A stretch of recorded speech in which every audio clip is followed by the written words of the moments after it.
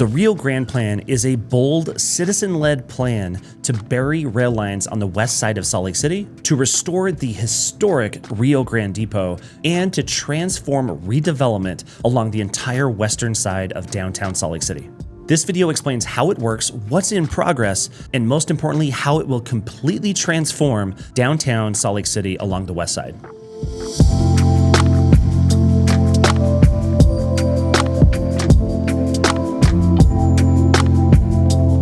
Salt Lake's west side and industrial rail yards are about to be reborn.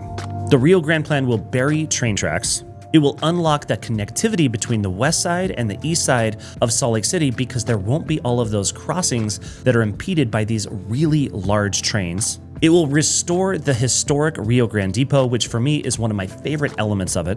And it's going to open up about 75 acres on the west side of Salt Lake City for a rich community and development that's going to be unmatched, that's transit focused, that's going to provide a major upgrade to the city that I love. And it's going to be the entry point as we come in from I-15 or I-80 or any of the freeways that bring people into the city. This will be the first impression. So in this video, I'm doing something a little bit different. I'm going to explain everything that I can about the Rio Grande Plan, and I'm going to do so more as a voiceover where I'm showing and telling what I'm talking about. I'm going to be more focused on showing B-roll clips of the area so that you can gain understanding as to what I'm talking about. I'm also going to talk about who would be potentially funding this, as well as how much revenue this particular project might bring to the city and how it's going to pay for itself, which is phenomenal. And lastly, I'm going to talk about real estate and how this affects anyone that's looking to live here or move here or work here.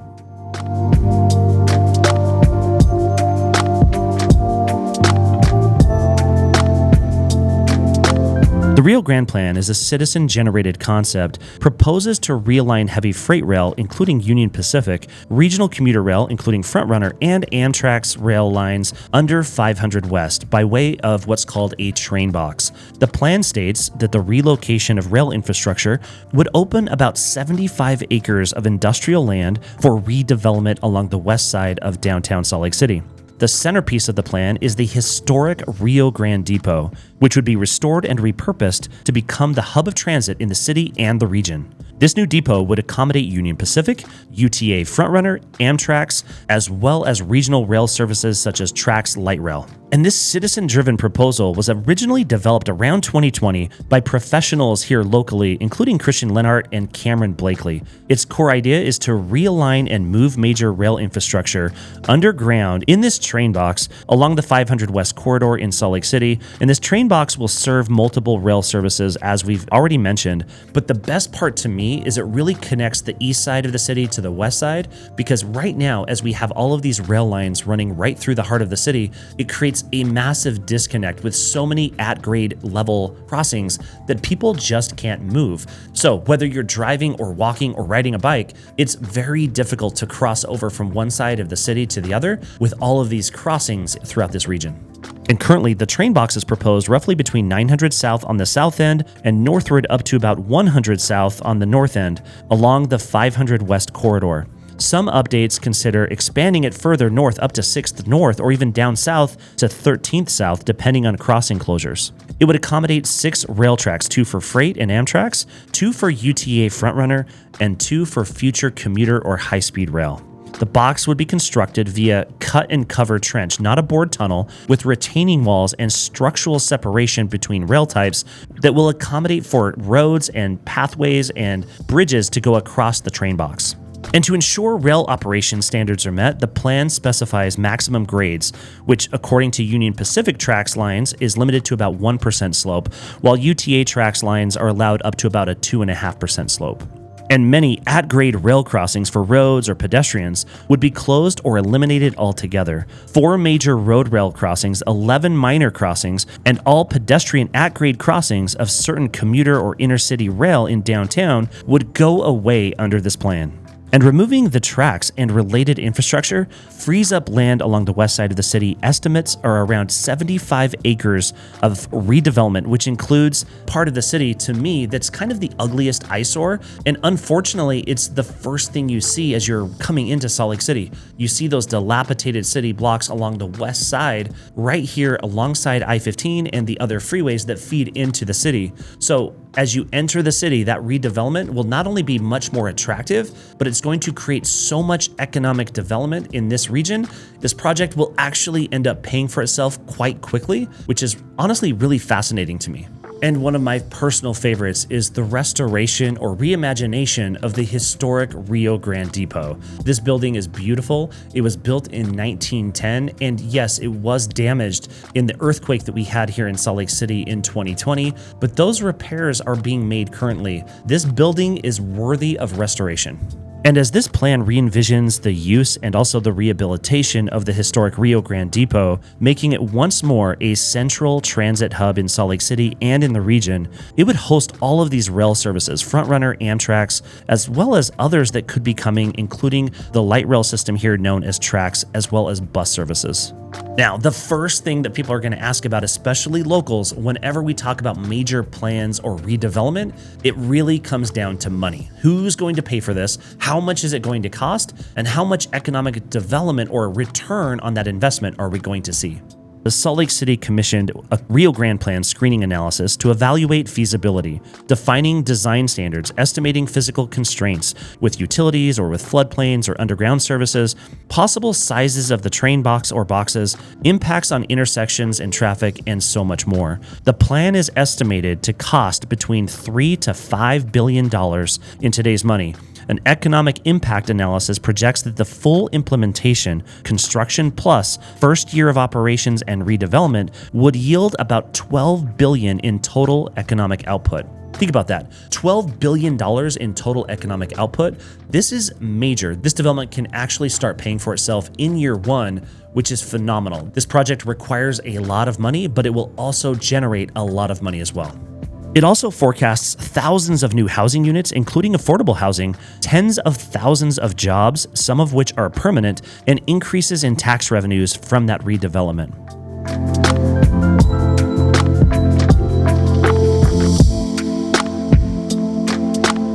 Now, one of the goals of this plan is to connect the east side of Salt Lake City to the west side of Salt Lake City. And I think it's one of the best things about this plan it goes well beyond just the restoration of the Rio Grande Depot. This is really major in terms of connecting the city and making it feel more united and making sure that we can create a community that we're proud of. So, as one of its major goals, to reduce the barrier effect that current surface rail infrastructure creates between the east and west sides of downtown, the railroad tracks act not as just physical obstacles, but they affect vehicle, pedestrian, and bike connectivity. The plan aims to reconnect these neighborhoods, and that, to me, is crucial.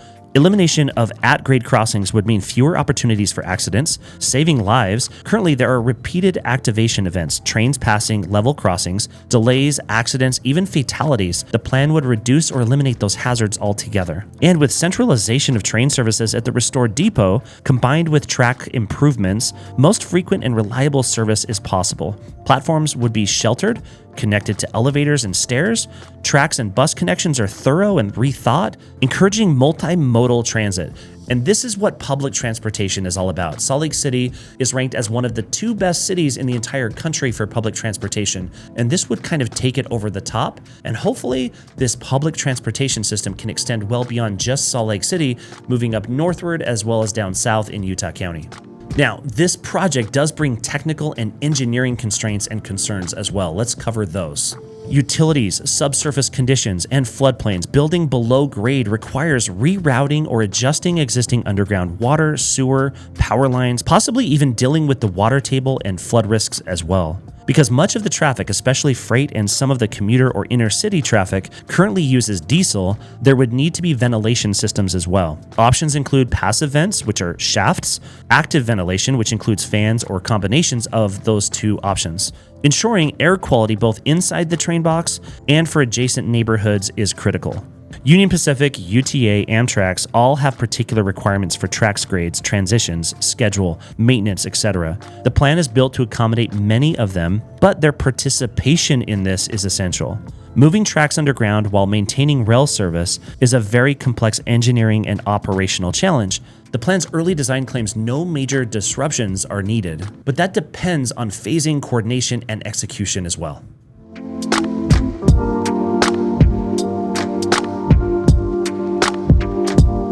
And so next, what's the current status of the Rio Grande Plan? Let's talk about it. As of 2023-2024, Salt Lake City released what they called a screening analysis. And there have been updates to the Rio Grande Plan based on the results of that analysis. And while the estimated cost of $3 to $5 billion is large and funding is a major question, some proposed sources include federal grants or new starts or tax increment financing, which are called TIFs, or public-private partnerships. The city and county officials, as well as community groups, have supported this idea thoroughly, but there remain questions of uncertainty about whether Union Pacific or UTA will actually commit and stick to it as well. The funding has to be secured, and we need that commitment from Union Pacific as well as UTA. There's also a tie-in with upcoming events and projects because Salt Lake City will be hosting the 2034 Winter Olympics. There is hope that the plan could be considered for infrastructure funding associated with the Winter Olympics. When the Winter Olympics came here in 2002, so much of the funding and the federal funding that came from that particular development greatly improved the infrastructure here in Salt Lake County, including freeways and a rebuild of the entire I-15 corridor here, as well as the building of Utah's first light rail system in tracks, which has only continued to grow and expand over the decades. This is a phenomenal system, and maybe, just maybe, these dollars that are coming Utah's way for the actual Olympics in 2034 might just help with this particular plan as well.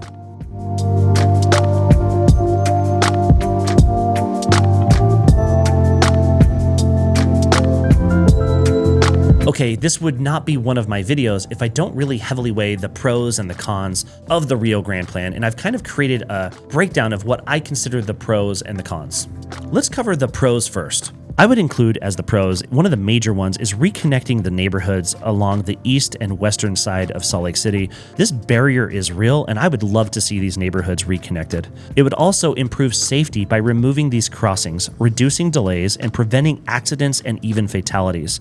It would gain large acreage for redevelopment, increasing housing and commercial space. We all know that we need more housing here in Utah and Salt Lake City. This is a great place to accomplish just that. And for me personally, a restoration of the Rio Grande Depot and this historic station as a transit hub in Salt Lake City is huge. I think this is a major attraction as well as useful here in the city to provide that transit hub that Salt Lake City needs. It would also be a potential high economic output and long-term revenue and job gains. It's not just the construction jobs that come temporarily. This will also create long-term permanent jobs as well. And on the flip side, what are the cons? What are the negatives? Well, first and foremost, it's the cost. $3 to $5 billion is a lot of money. And the financing of this project is going to be complex as well.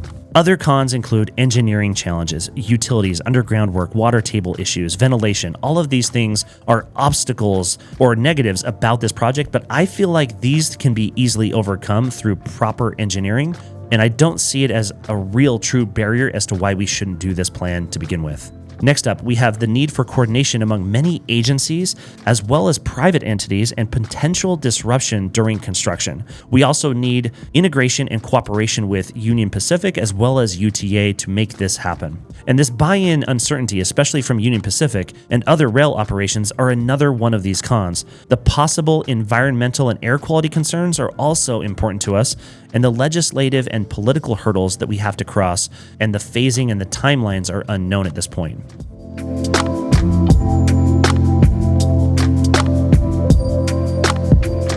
So why does all of this matter to you? If you live in Utah or you're looking to make the move here, this could affect not only the city, and whether you live here or not in the city itself, it does impact our lives here. And whether you're a home buyer or a renter, this provides more opportunity, but it also increases values along the west side of Salt Lake City, which is really good for people that are looking to see their values of their real estate go up. And for investors or developers, it opens up 75 acres for development in a prime area right next to downtown Salt Lake City. This is a major project. And for workers or commuters that come into the city, as I do currently with my office being right here on the west side of downtown Salt Lake City, right next to the Delta Center, it means it's going to be a much more attractive entry into the city. That's a selfish reason to like this, but it also provides so many more and other options to move people in and out of the city that will reduce traffic. This is a really good effect or side benefit of this project. And as far as the cultural or community aspect of this redevelopment, I think it's a fair statement to say that this is only going to enhance the connectivity of the communities here along the west side of Salt Lake City. And I also want to mention that the person spearheading this Rio Grande Plan is Christian Lenhart. I'm going to put a link to his YouTube channel down here below. He's done far more detailed videos about this plan, so hopefully this is really helpful for you in understanding what this plan is all about. And if you're looking to make the move here to Utah, as always, my team and I would love to be your real estate resource of choice. Reach out to us. You can find our contact information down in the description below, or you can book a video call with us in that link that you'll find on the pinned comment on this and every video. And if you're looking to make the move here, watch this playlist and hit that subscribe button to make sure that you can stay in touch. And until the next video, thanks.